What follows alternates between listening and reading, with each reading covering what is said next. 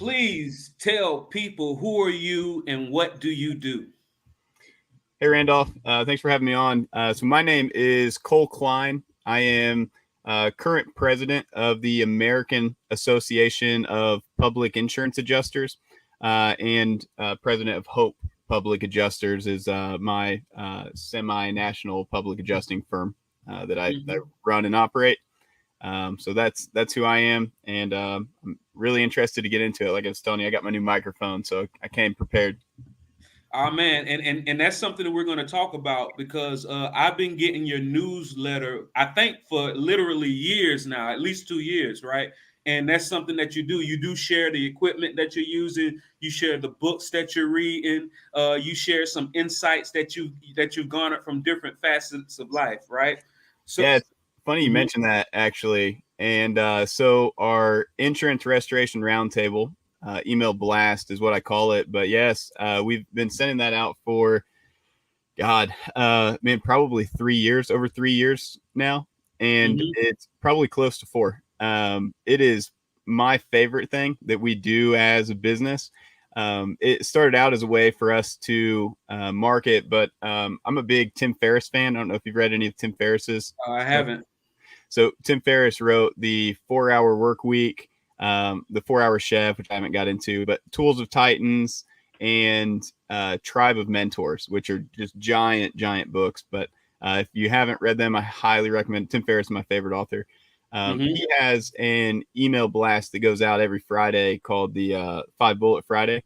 Mhm. It originally was very business centered and like business tools, tactics, habits. It's what kind of got me into it. It's changed a little bit since then. It's kind of expanded to be now about like psychedelics and stuff like that. But so that 5 Bullet Friday, which is tools, tactics, habits, where I actually got the idea and made it more industry related. So we give out tools that we're actually using in the field, tools that we're using in the office, tactics, how we're winning claims, how we're structuring claims, position letters, habits, books we're reading, and then we throw in some stuff I just think's cool, which is, for example, like different, like the last one that I just sent out this past Friday had a cool like meditation retreat in it. Books that I'm reading, and I try to hit about a book a week, so there's a lot of recommendations in there.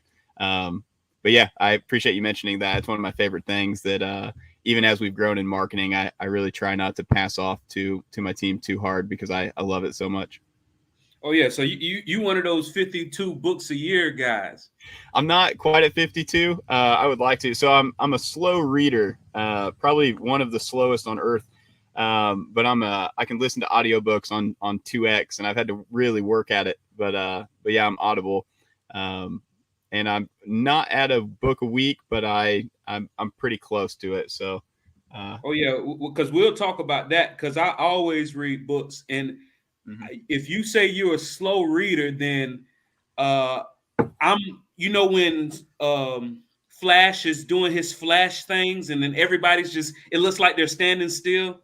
Mhm. I'm that guy. Like I've literally been reading the same books for over a decade. But yeah, but I want to get into that too. So and I know that you have that new position as the Did you say president? Yeah, so I got voted in as president of the American Association of Public Insurance Adjusters. So our tagline: we're the national home of the public adjusting profession. We're uh, a, an association that represents public adjusters and supports policyholders. It's kind of our pillars that we make decisions around. Mm-hmm.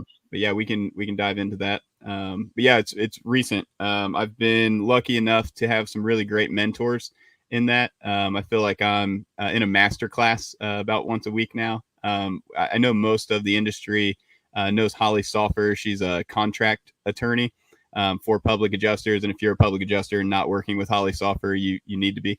And Tony Dulio, and he has I don't know if you've seen his videos on YouTube, but he goes through Yeah.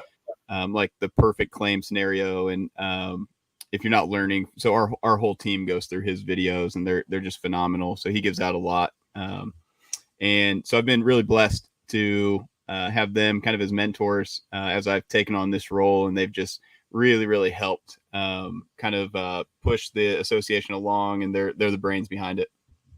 Oh yeah, I think Tony that you mentioned, I think he's in a group, a Facebook Messenger group that I'm in called Pam, ran by Ian Rupert. Mm-hmm. So yeah, definitely, and that's relatively recent. But I'm assuming they brought you in, and yes, that is a benefit to be around people. It sounds like you're saying you're able to just sit and listen. Sometimes, you know, a lot of times, from what I've observed about being a public adjuster, is what we do is very comprehensive. Like people who are good at this, not the ones that just throw stuff against the wall and see what sticks, but the ones who are good at this with supporting documentation and letters and signed sworn proofs of loss and calendars that at 14 days, 30 days, 90 days. The people who are good at this, depth, man, it's so much we have to keep up with. Not building science, claims handling, and I'm imagining they didn't just bring you in just to sit and listen. They brought you in because you had a wealth of knowledge. How long have you been a public adjuster? Yeah, so you actually hit on quite a few things. AAPIA has been around since, I believe, right around 2004. And they contributed to helping draft the original Model Act for public adjusters, which, for those public adjusters that don't know, the Model Act is what I think there's like 17 or 18 states now that have adopted the Model Act, and other states that have adopted part of the Model Act, which in legislation, the rules that a public adjuster operates under. That's essentially the Model Act in many states. The Model Act was put together by NAIC, and then they essentially distribute that to states that adopt it. So with contract requirements, uh, how to operate, licensing, stuff like that, all comes from the Model Act. But yeah, so my background with Hope public adjusters, we were able to scale at a fairly decent level. There's definitely firms that are bigger than us, and we're still learning quite a bit every single day. But my role with AAPIA was to come in and implement structure, much as a lot of public adjusters would imagine, or anybody who is built a business, kind of the infrastructure. So we've revamped a lot, but a few examples: membership and the member journey. It's something that we're, I would still say, in foundations with, but we've done quite a bit, and we have a lot of intention for growing. So with our membership journey, we have a newsletter that comes out monthly, talking about legislative changes that are happening in some states, coming to other states, happening on a national level that will affect all public adjusters, and kind of just keeping everybody up to pace. Then also just talking about the community of public adjusting, who's doing what, where, what we're doing as an association, how we're helping public adjusters in different aspects, either helping them as firms or as just individual public adjusters, and the resources that we provide. So we're really working on our member journey as kind of at the forefront, and sponsorships, because we have a large a large group of members. We've acquired some pretty awesome sponsors, and so we're always taking those on. Most of our efforts go towards, we're not just an association that's bringing together public adjusters. The point of what we do is really legislative. We do a lot of what I would call like defensive legislative or lobbying efforts. We can talk about some of those as we get a little further along. But that's where a lot of our members' contributions go to, from being a member, and especially our sponsors, helping support the industry when bad legislation or legislation that's just not great is coming up. So we stay really busy on that front of it. But yeah, so I was brought in more for the infrastructure side of the organization, and to establish kind of a longevity for us. Okay, so Now infrastructure, that's very important, right? The infrastructure, and I truly believe all truths are parallel. The infrastructure of a city is its roads, right? uh, you can't go anywhere. You can't even ride a bike without sidewalks and streets. And you bring in the infrastructure. One of my very first questions that I ask somebody is, "What's something you know now that you wish you knew when you first started?" Is it not related to the infrastructure, what you were brought into? Is it something else? Man, that's actually a really great question. I love it. I saw a post. I'll give a shout out to Matt Behrens with C3 Adjusters. He made a post on Facebook the other day, and I think this is a lesson that I've taken really this year. That really around surrounding people, and the so I think that process in any business, I can relate it to public adjusting specifically, and constructing a public adjusting firm. I think process is 40% of it, and I think people are 60. The other 60%. And I'm a big fan of Simon Sinek and the belief in that you can develop people and help them grow. However, I think that there's power in bringing in people that can help you grow as a leader. That's what Matt's post was about on Facebook. But I think attracting or the acquisition of high level people, not people that you provide an opportunity to. And I think this is great if you provide an opportunity and can help somebody get to an amazing ability. But I think rather than that, bringing in people that have an amazing ability, or I like to say have won a gold medal. Not somebody that has the ability to win a gold medal, but has done it in the past. And I think acquisition of people that can help protect and nurture you as a leader, that brings something to the table that you don't have. And I think that's what allows organizations to really thrive. I think public adjusting is one of the most complex businesses you can choose to grow and operate. I mean, not only are you constructing a process, but or a product, which is the claims packet and presentation of the claim and negotiation of the claim. But the sales cycle is so long. Most of the time, you're B2B. But your client isn't B2B. They're, it's just the middleman or the nucleus, between you and your end client. And then all the legal restrictions, contract requirements, fee caps, and then as you expand states, it gets more complex. And you really can't hire, or at least we haven't been successful. I don't want to. Some people may have. We haven't had great success with bringing in public adjusters that are just extremely green or from the infancy stage. So I think that it's difficult. So I think hiring people or with AAPIA is all nobody gets paid. It's all volunteer, and people that just care about their industry, their adjusting career, the trajectory of their firms, bringing in and acquiring people that have just amazing skill sets. So one thing that I wish that I knew when I started was that me being inherently a kind of sales driven, I can think like, oh man, I can solve this problem. I can develop this person a little bit more. If I get them a little bit farther, they're going to understand this. If I give them a little bit more time, and I can will all things into existence. And I just think with sometimes with people that's not true, and it can take you so much farther, so much quicker, and make life easier. Just to bring in people that have tremendous skill sets that maybe you don't. Yeah, I like what you said there.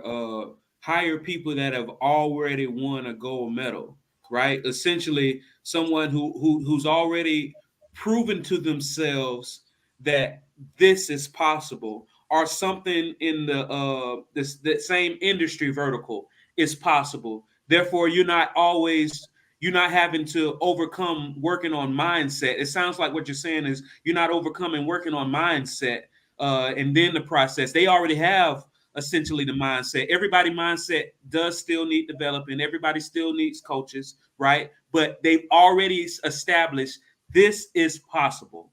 Now let me see what Cole and Hope Public Adjusters can add to that, right? That seems very valuable to me. I heard someone say this before, and it resonated to me. They say, I don't mold clay, I chisel stone.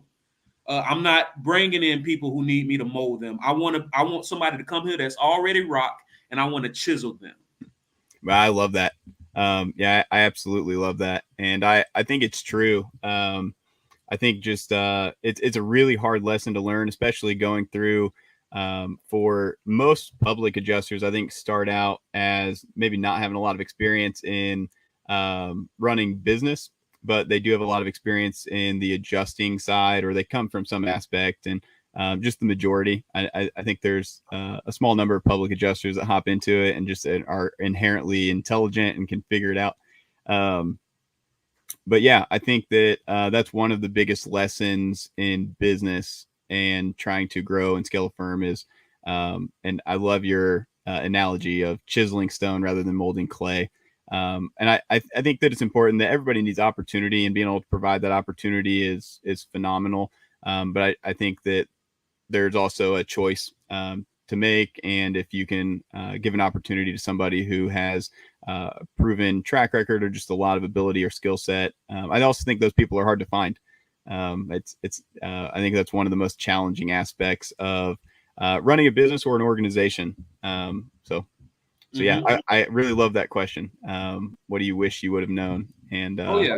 yeah. And I think is very important, right? And I'm assuming one of the things that you have to work with people with, even the people who already won a gold medal, is time management, and possibly what you learned from the 4 hour work week helps out with that. What are some? Are there not any strategies that you learned from the 4 hour work week that you implement in what you do and with the people who work with you? Man, I'm so happy you asked this question. So our company, pretty much everything in the 4 hour work week, we've implemented. I know that you sent me an email, so you probably got my auto response, which is also from the 4 hour work week, which basically is the way it's described in the 4 hour work week. I might describe it a little different, was training others to work with you how you intend to work. So setting expectations or communicating very well. So one thing that we've implemented are just auto response emails that say, hey, it may take us up to, or me, my team's pretty responsive, but it may take me 72 hours to respond to an email communication. So if you send one, I probably haven't seen it. And so that's one way. And then just other methods of being effective and efficient. I love anything efficiency or optimization or improvement driven. I'm a big Google Calendar fanatic, and we use block scheduling. We actually had coaches that were, so I got really lucky, and I found some business coaches my second-ish year in business, which taught us how to implement time and priority management using block scheduling. There's a learning curve that goes with that. So originally we started using our Google Calendar, and we'd schedule out like days, like today I'm going to work on claims. Tomorrow I'm going to work on marketing. The next day I'm going to do emails and also work on claims. And then you get more narrowed in to where your kind of block scheduling, or like batch scheduling, you may call it. For these 4 hours, I'm going to follow up on my claims. And the next 4 hours, I'm going to, whatever it may be. And then we've evolved to the point where instead of using a task list, we use our calendars. So every single task, I'll give you an example, like with claims, we may need to say we've completed an estimate and we've submitted that to the insurance company. We're going to schedule out, I need to write an email and follow up with the adjuster, and it's going to take me 15 minutes. And 15 minutes after that, I'm going to be working on something else. But our entire task list is on our block schedule. They're also color coordinated. You can actually label what the colors mean on Google Calendar. So we've kind of taken that to the next level.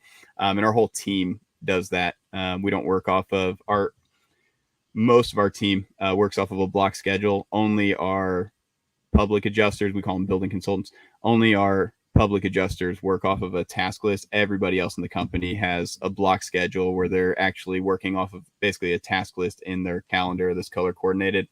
And what that has allowed us to do is really project efficiency. So instead of having a long task list, you're like, oh man, I'm never going to get to this stuff again.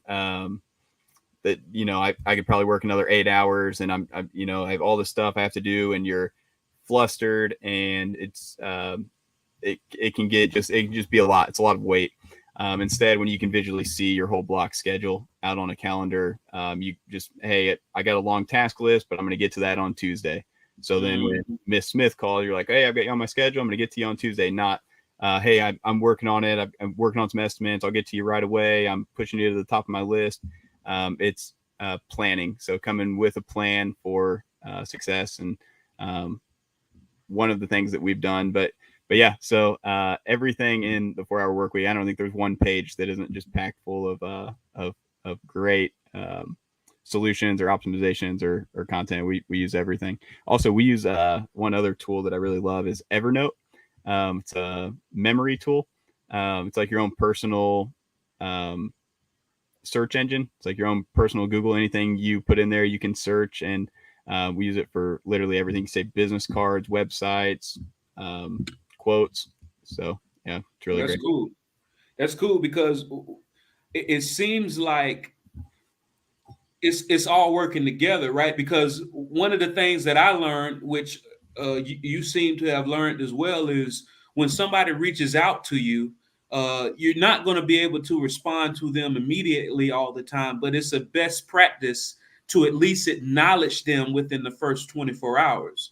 And it seems like once you acknowledge them within 24 hours, this person that's working on a block schedule, chances are they're going to get to that person within the next 3 days anyway. So if you acknowledge within 24 hours, I'll be in touch with you within 72 hours. And chances are you're already on my block schedule. It makes things easy. It also seems like that's a way to micromanage without making anyone feel like they're being micromanaged, right? Because do you have access to the calendars? Is that how it works? You can see what's going on? Yeah, so we've had a lot of discussion about that term micromanagement with having a company that works off of a block schedule. And I disagree with the term. I think it's a remote management tool. Our team works remote. Our whole team works remote. We have an office in Plainfield, Indiana. And it's great if people want to come to the office, get out of their house, and kind of shake it up a little bit. But our team mostly works remote because we're operating in 28-ish states. We actually operate in about like 14 to 16 on a regular basis, and then it's here or there in these other states that we're licensed as we are trying to grow and continuing to do so. So everybody's remote. All of our technical guys who are kind of behind the scenes, and then we have a forensics team that's kind of road warriors. But the block scheduling allows us to not only see what you're working on and what you're planning on working on. Nobody on our team really needs micromanagement. It's kind of back to the gold medalist that, bringing on somebody, you're probably not going to be on our team if you need a little bit of micromanaging. But it is something that helps with leadership of initiatives, especially one thing we're focused on right now is building a network. So this is with Hope Public Adjusters. We're really hyper focused on building networks with both property managers and with contractors. And so with our marketing team, we can see what initiatives they're working on, how much time they're spending on their initiatives. And we had a visual picture of it. So it's really easy. And then we have our reporting that shows us what kind of results are we getting. So it's definitely we're not all in the office, but it's definitely a tool to, it's like a remote management tool. We're not monitoring how many clicks you have on your keypad in the day. How often you're switching screens on your computer. It's not what we do. But it is a really powerful tool for that as well. Yeah. That you picked up on that It's really great. But I think with everybody so spread out, and I think a lot of companies are like this, especially after COVID, having some kind of tool to work together still and give you that kind of still working together in an office infrastructure. We've definitely seen that benefit as well. Oh yeah, man. To me, I was actually just posting about this. Some people are taught how to pass, and some people are taught how to fail, right? And I think in the the general sense of things, that 2 year time frame of COVID, a lot of people failed. A lot of businesses that had been running for decades, generations failed. A lot of different opportunities that people, maybe they had been working on a business model forever and they finally got a business loan, finally opened up their brick and mortar, and then boom, COVID hit, right? But if I'm thinking the way that I'm taught to think, how to fail forward, I'm going to look at the what education, what did I learn from that experience? And one of the things that I learned a lot, but one of the benefits that came from it is it seems like a lot of people are willing to do more high ticket business and never having met you at all. At one point, well, with what I do, I'm working with people. Sometimes we're moving around hundreds of thousands. Sometimes we're moving around millions, and they have that old school of wanting to look you in your face, wanting to get to in the same room and look you in the face. Now, I got clients. I touch so much of their money, and we've never met in person. Have you not experienced that with any boards or any property management companies to where we've never met in person? We've only done video where I typically would have had to go sit in your board meeting. Now we're just talking via video, and you just signed the contract for a multi-million-dollar claim. Yes. So I really like thinking about this a lot, actually. I think that as technology gets more advanced, and it is, we have AI and robots doing crazy things, and there's like air now. I don't know if you've seen that, but like you can get phone calls from robots and they almost sound like people. I think it Almost. yeah, almost. I think it is becoming easier to have less connection with people. One thing that we've tried as a public adjusting firm was because we work in such a large area, we had the question of how do we manage a really large network of contractors, really, over a long period of time, but how do we do that impactfully? And what we found is so we put together a lot of like value, it's like what we would call it, webinars on commercial roof systems and inspection protocols, appraisal process for contractors, and supplement binders that we were mailing out to contractors. And the results that we get from having a more of a real person connection are night and day. You can definitely drive business on it. I think there is a like the law of numbers, and that is true. And the more you reach out, and you can make it unreasonable to fail in business, like you said, like failing forward. I think you can stack the cards to where it's so unreasonable that you would fail, that it's just unlikely. And I think that's true for, roofing companies, real estate, public adjusting, or really any business, whether it's lead generation, the product that you're delivering, and figuring out what that looks like. I think that a lot of so I can relate to what you said too. Like we sign contracts without being in person, where we work with people who are serious about working with us. We can review your claim. Usually a contractor sends us, the photos, and we can review those. We can pull storm reports. We can review your policy. We can, get your claims history, the whole gamut, from our computer. And if, when we're signing contract, we're not going to come out to site. We're going to review your claim, tell you what we can do for you. And if you're serious about working with us, then we'll sign a contract. But we're also building those relationships. I think it's twofold. And also still holding that real person side, hopping on the phone, or Google Meets, trying not to communicate just through email or these like automated systems. I think they inherently don't work. The automated systems. I think that you have to have some kind of like people aspect and trust in anything that you build, whether it's a roofing company, real estate, public adjusting, or any kind of business.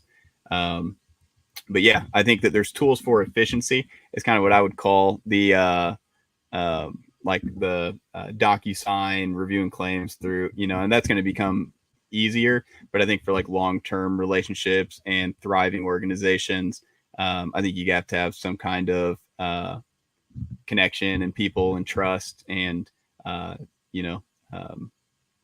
of clear path there. Yeah.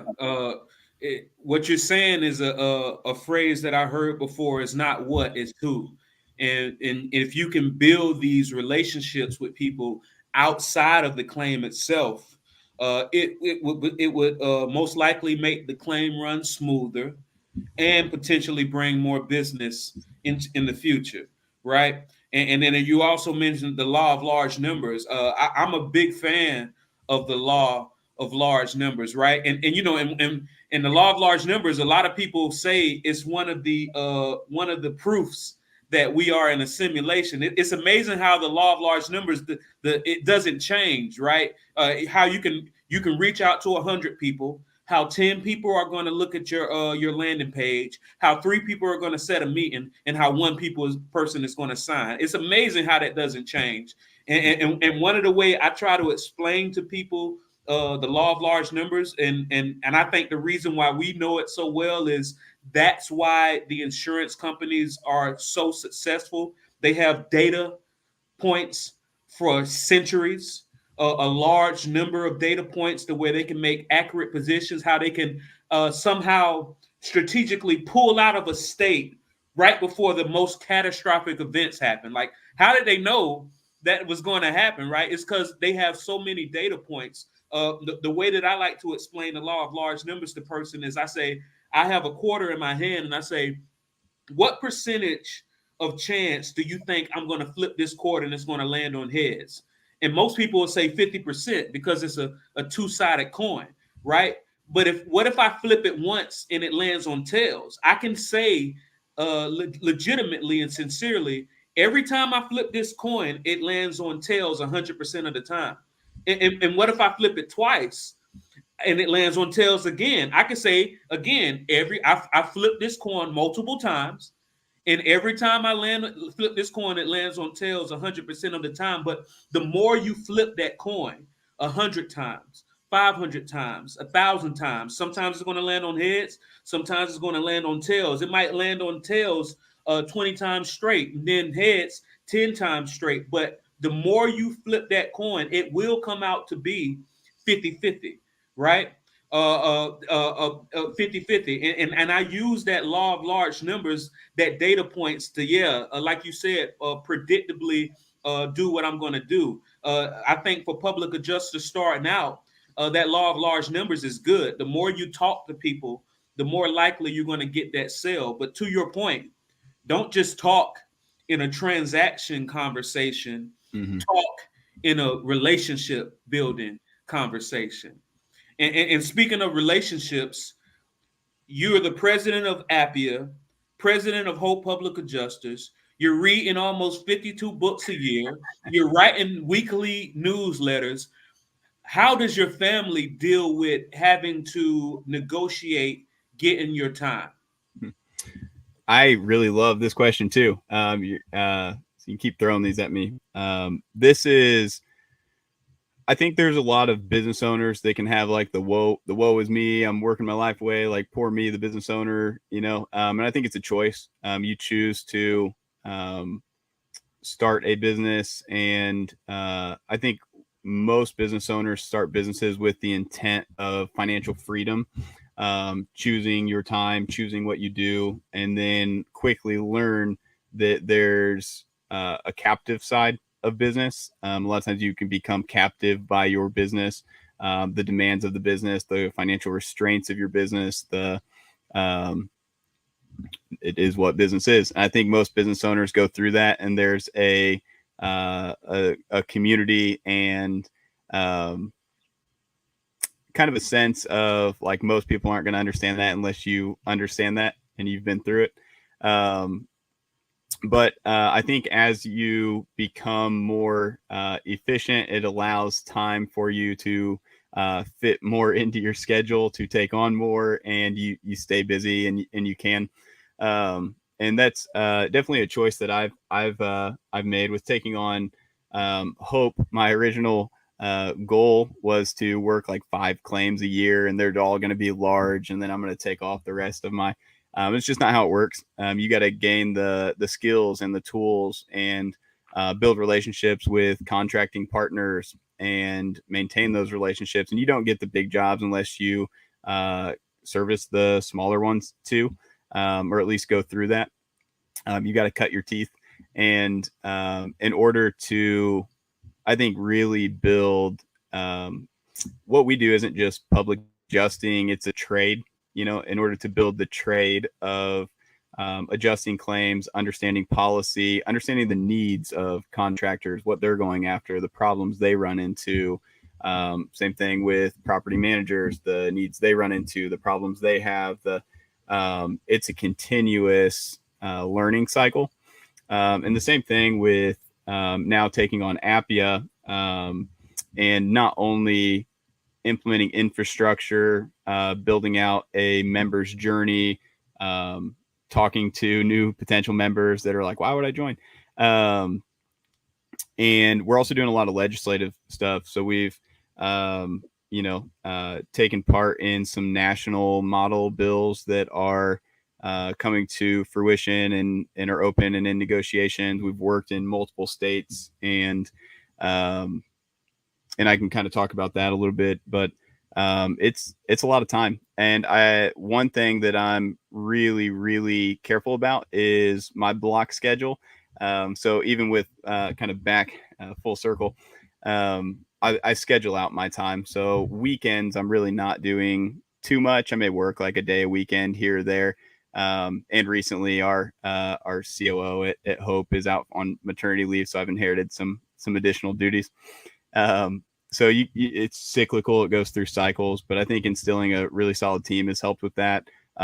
Really being careful about the time that you don't give away. I think if you don't plan your time or plan, like personal time, plan for activities, then those activities don't happen. So I think those should go into your calendar first, and then there's no overlap. They just happen. So sounds like even time with your family is in that block schedule. My whole life's in a block schedule. Yeah, I know what I'm doing like 3 weeks out. But time with family, fun time. I'm a other side motocross fanatic. So anything that I do, whether it's big trips. I actually had a really cool opportunity last October to go to Mount Everest. And I got to go with who Mike Posner is. I'm not. I may know him by face, but not familiar with his name. Okay, so he's a pop singer. He sings like I took a pill in Ibiza, drugged it anyway. So I got to go to Mount Everest with Mike Posner. I've heard that song before. Yeah.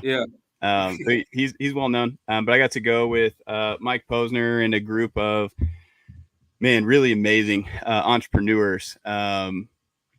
And just really awesome people. Not all entrepreneurs. There was actually a guy that rode his bike across America twice. Some ultra marathon runners, and so I was actually out for 3 weeks. When I went there, we like 3.5 weeks.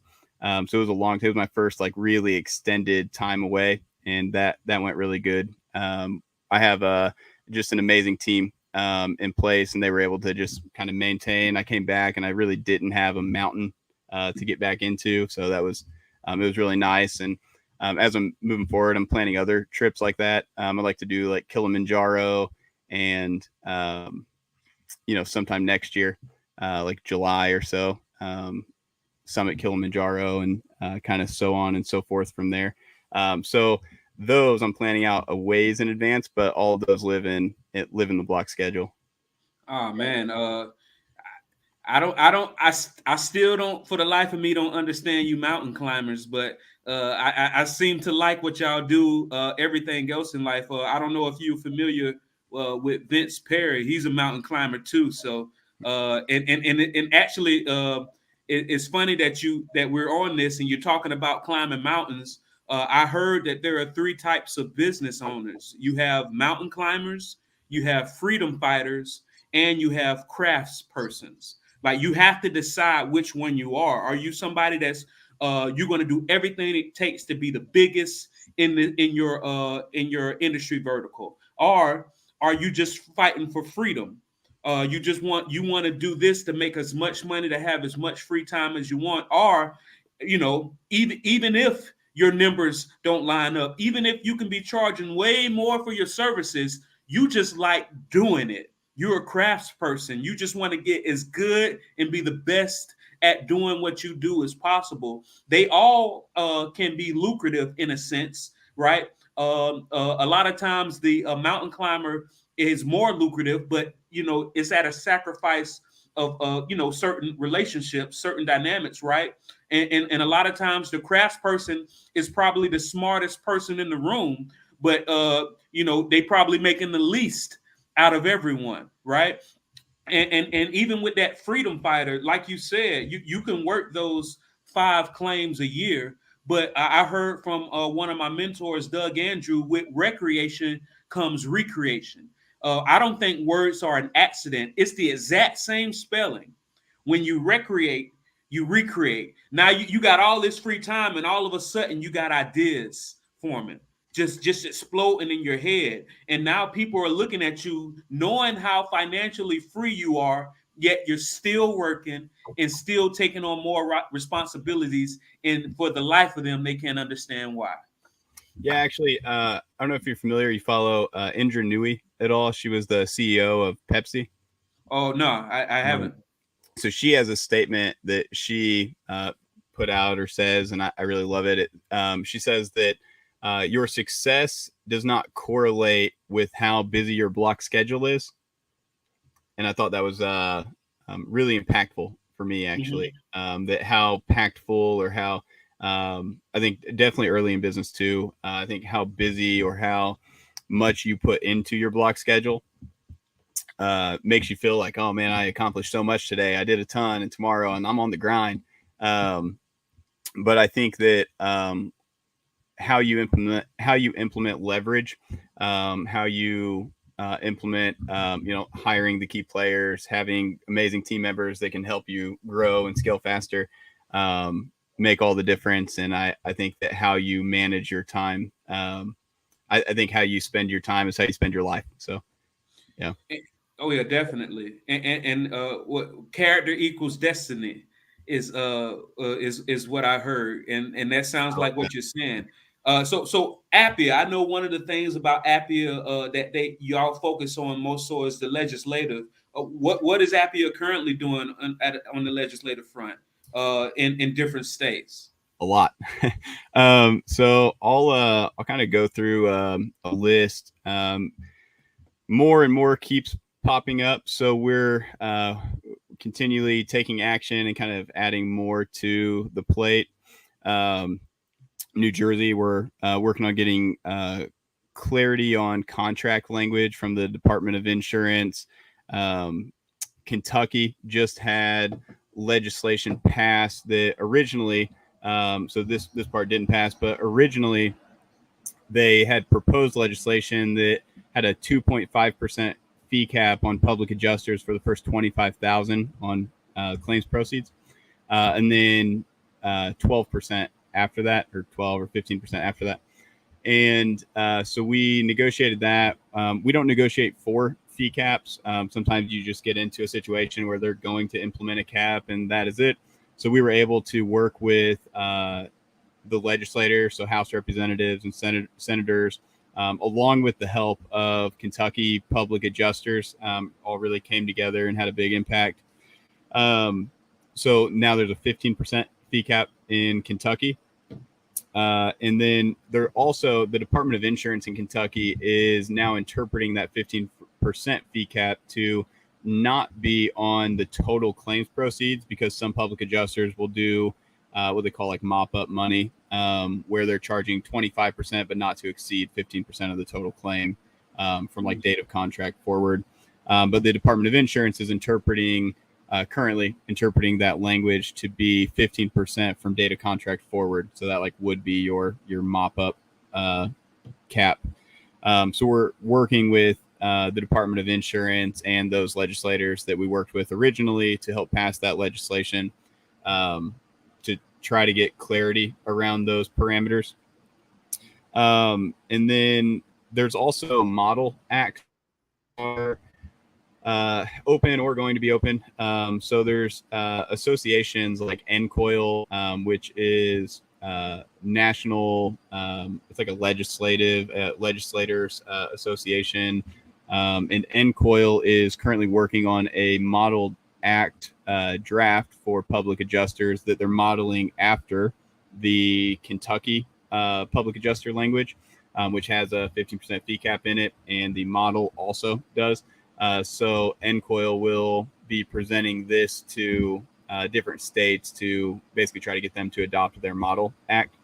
And so we're working with NCOIL. We've been invited to quite a few of their calls, and have given our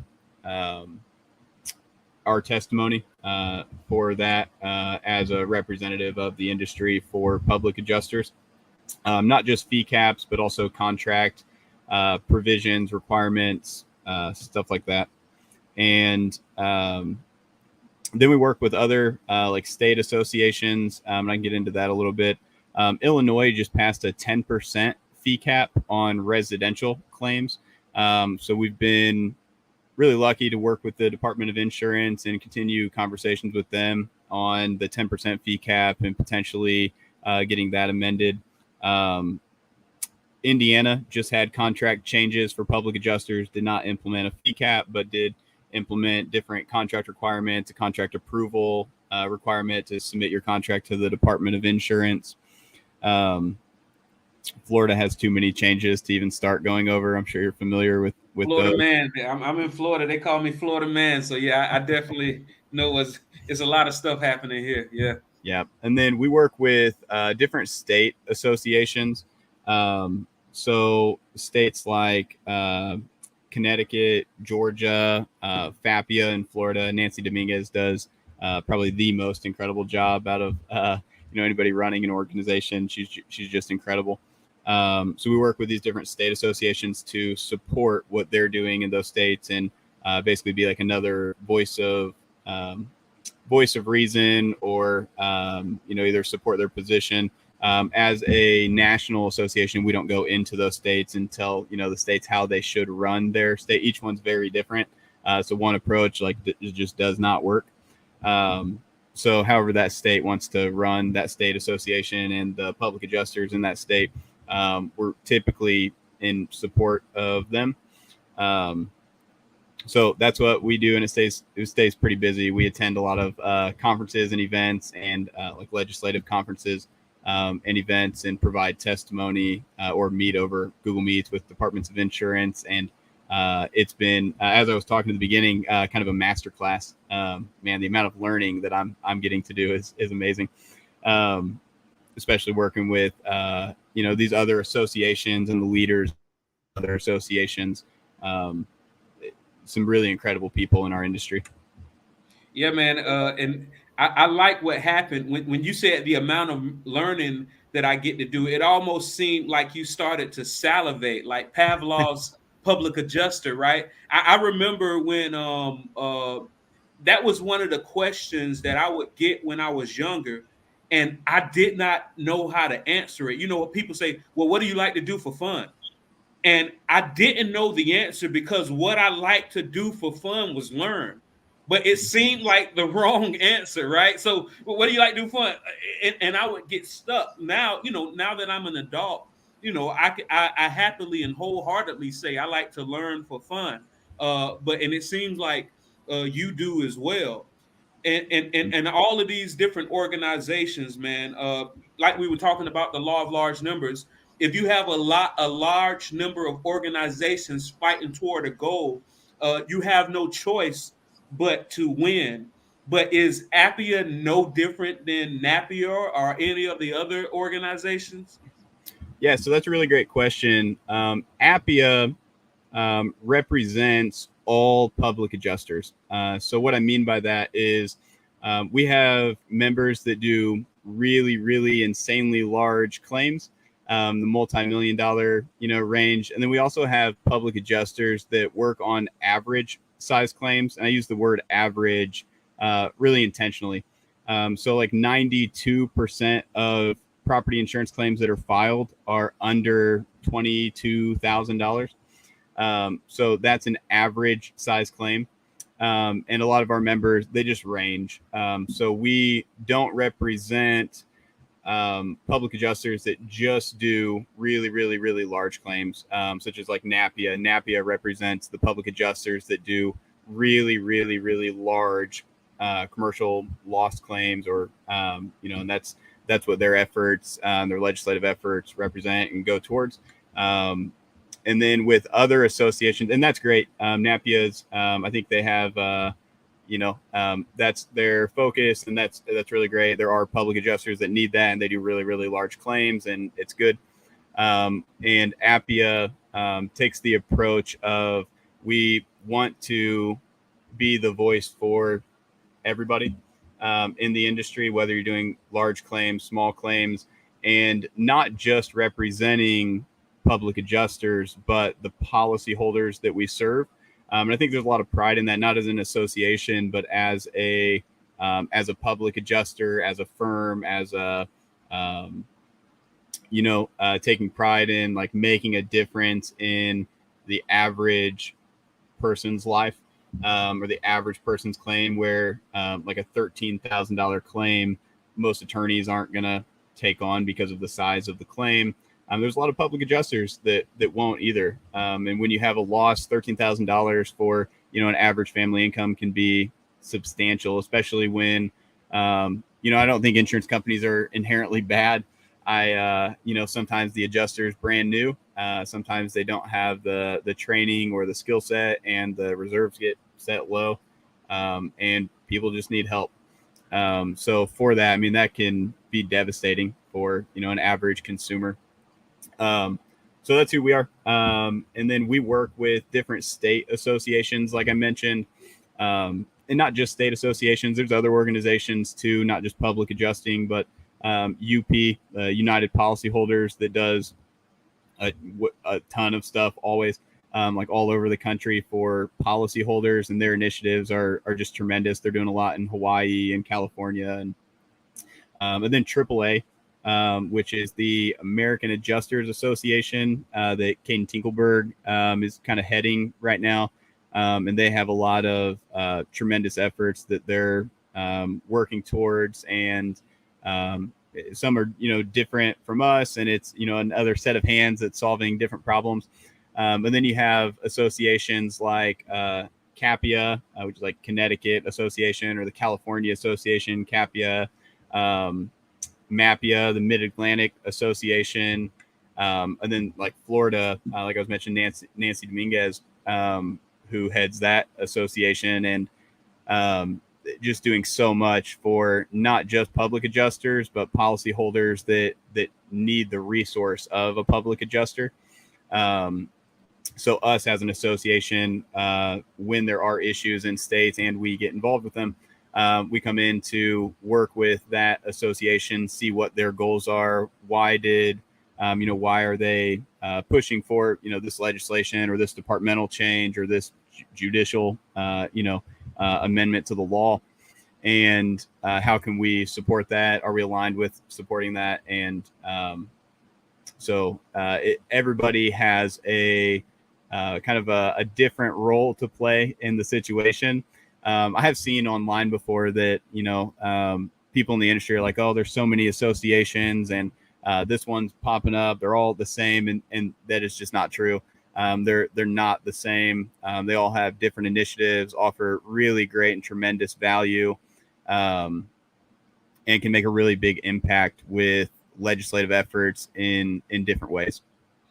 Yeah, and that was taking me to my next question, because one thing that I like that you do, even from the people that you learn from, mentors, the books that you're reading, the different organizations that you're aware of, you're very good at remembering the names and then giving them their credit. I give credit, but I don't always remember the names. So I'll be like, yeah, I heard somewhere or I saw somewhere, that it wasn't my original thought, but it resonated with me and I'm sharing it. You're very good at not just, all right, that resonated with me, but remembering the person that you heard it from. And then when you say it, just making sure that people know, all right, this wasn't my original thought, but it could have been something that I originally thought. But let me give this person their credit, right? I think a lot of times people in industries like us, it's very easy to make it seem like you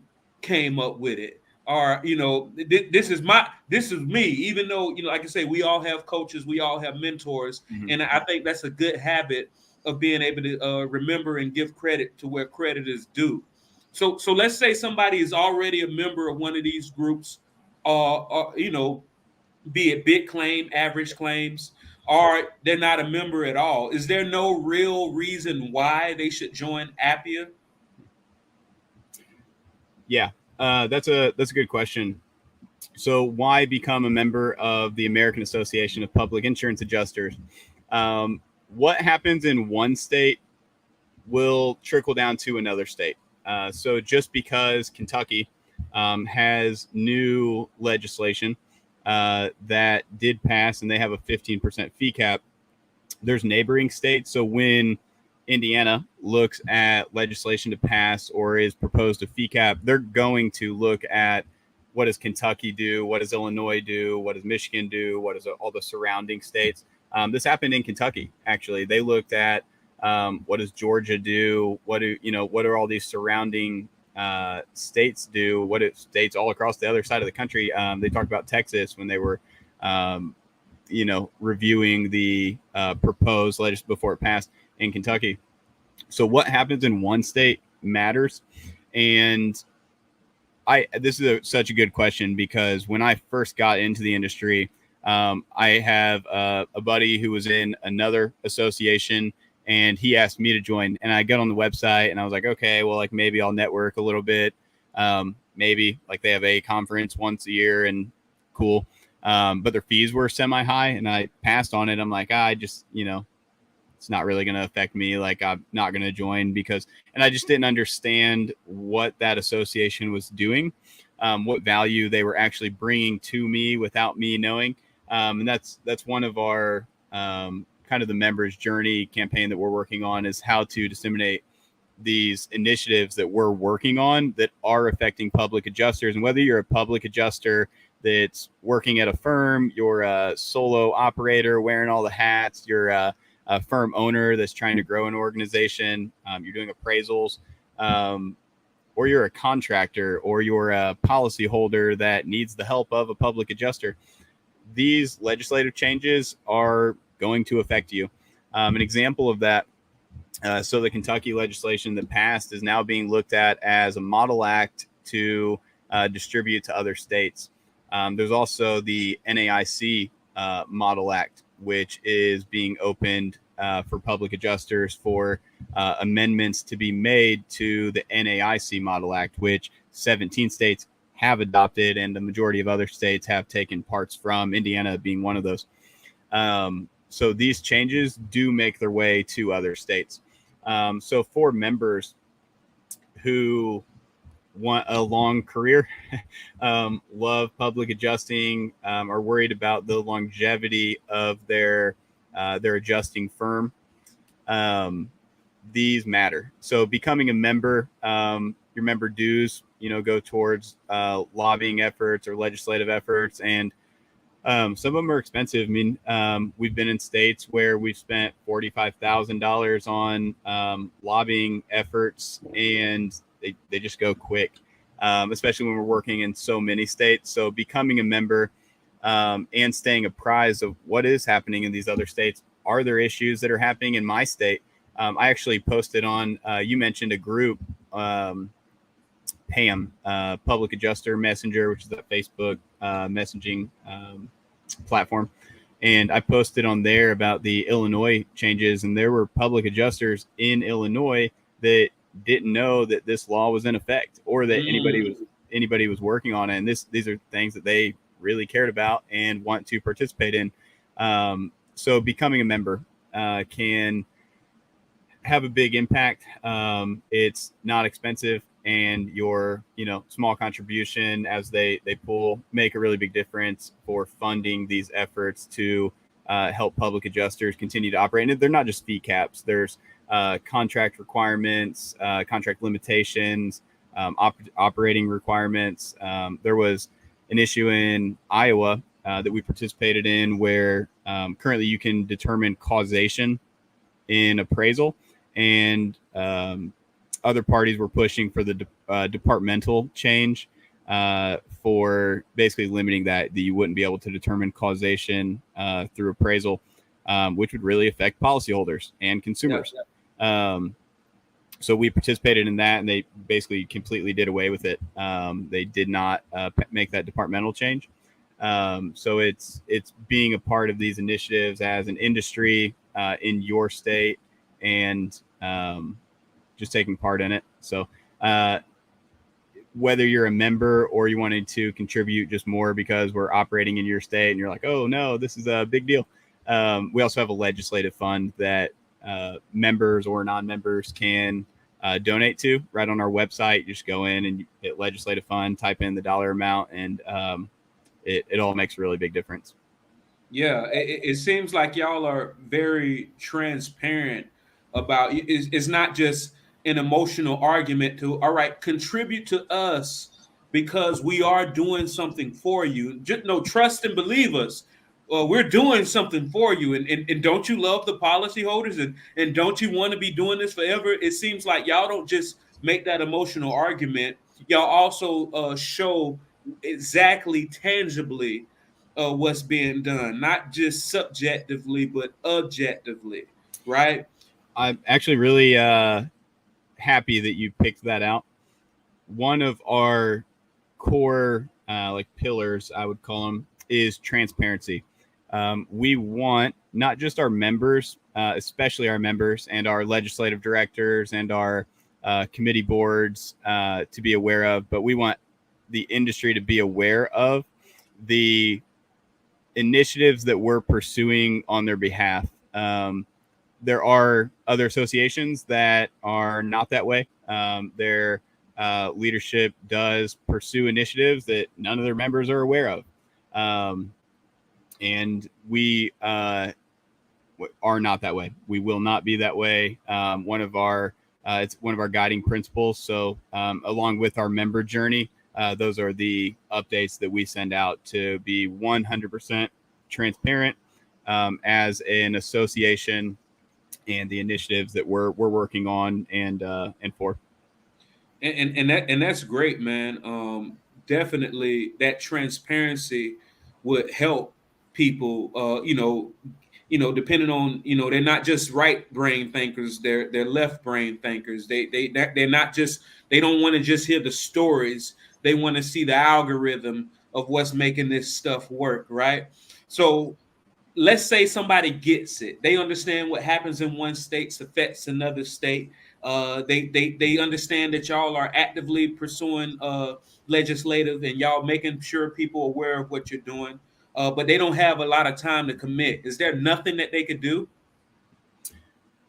Yeah, that's a great question. So we do have, and I'm going to unpack that a little bit to explain what it looks like if you do have time as well. We have members, and these are all, they go through a kind of an interview process, a quasi interview process, to be on our different committee boards or on our legislative director, calls and that board. But we have a board of legislative directors where we do have some openings in states. We are looking for public adjusters that do become members and are interested in joining our legislative directors. They're basically the point of contact for us in that state. They manage building relationships with other public adjusters in the state, meeting with to make an introduction and let them know who they are.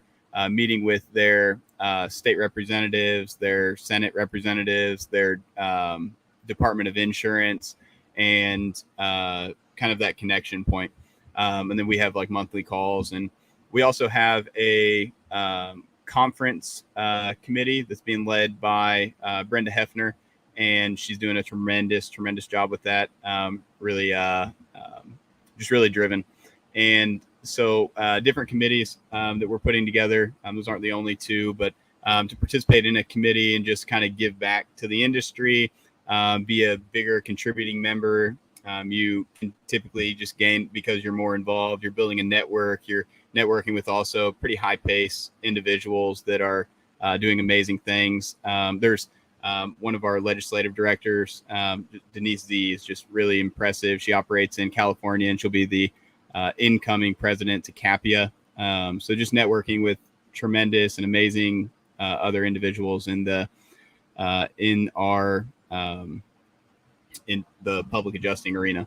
And then for others who are in the grind or as you said, are more focused on like family time, whatever your priority list are, you just don't have time. But you do want to have an impact and make an impact. You can become a member.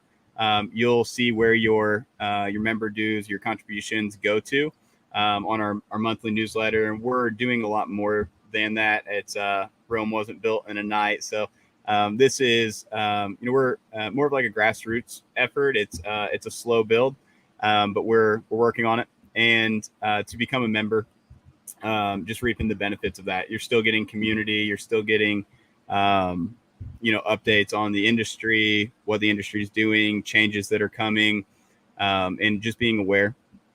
And so that's a good way. And then also donating to the legislative fund, especially if you're aware of what's going on in these different states or your state specifically, donating to that, and it can make a really big impact. And that can all be done through our website, becoming a member, becoming a sponsor, donating to the legislative fund. Yep.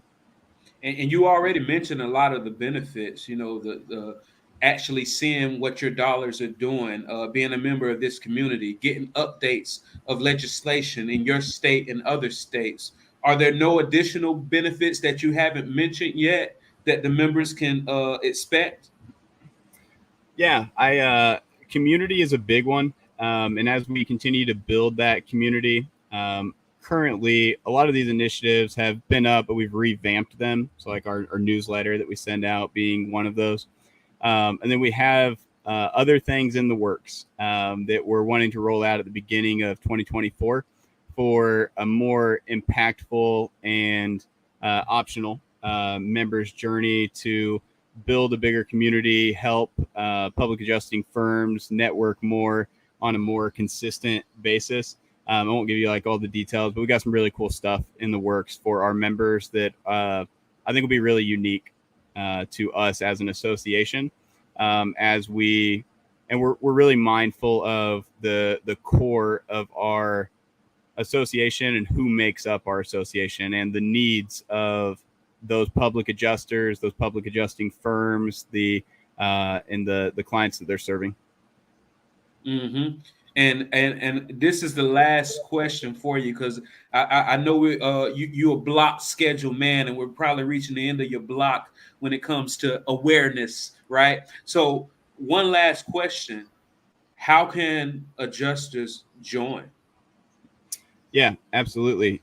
So if you visit our website, appia.org, AAPIA.org, you can become a member through there. And if you have additional questions, you can actually email info@appia.org, just info at appia.org, and ask any questions that you have. We'll get back to you right away. But our website, we have a drop-down bar at the top, and you can select Members Journey. There's a button that says like take my seat at the table or help my, and it'll bring you down how to become a member. Okay, great. Cole Kline, president of AAPIA and Hope Public Adjusters, thank you so much for giving me your time. And please leave the listening and viewer audience, what's the best advice you ever got? The best advice I ever got. This is the hot seat now. I think being I think it's important to be clear and not clever. I think that, Mm.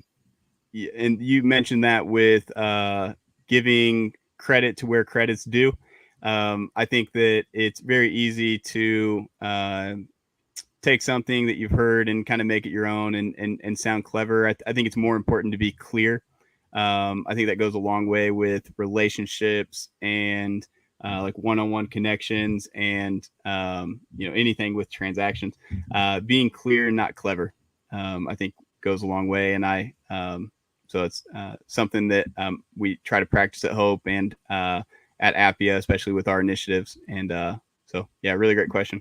I've Nah, also really appreciated you having me on. It's been a great conversation, and I've loved just connecting with you. I know that you're up to some really cool stuff, so we'll get into that next time. Oh yeah, nah, definitely. Because I definitely want to extend any time that you want to bring more awareness to something that you're doing, rather with AAPIA, rather with Hope Public Adjusters, or anything. Please feel free to reach out. And definitely, that's a great advice. Be clear and not clever. I work with a lot of public adjusters, right? Very smart people. And one of the main things that I try to get across and do get across is everybody doesn't need to know you're smart. They don't have to know how smart you are. Like, it's okay to speak binary sometimes Yeah, if that's what it takes to get the communication and your point across. it's the facts. Thank you so much, Cole Kline, and I appreciate you. Thanks, Randolph.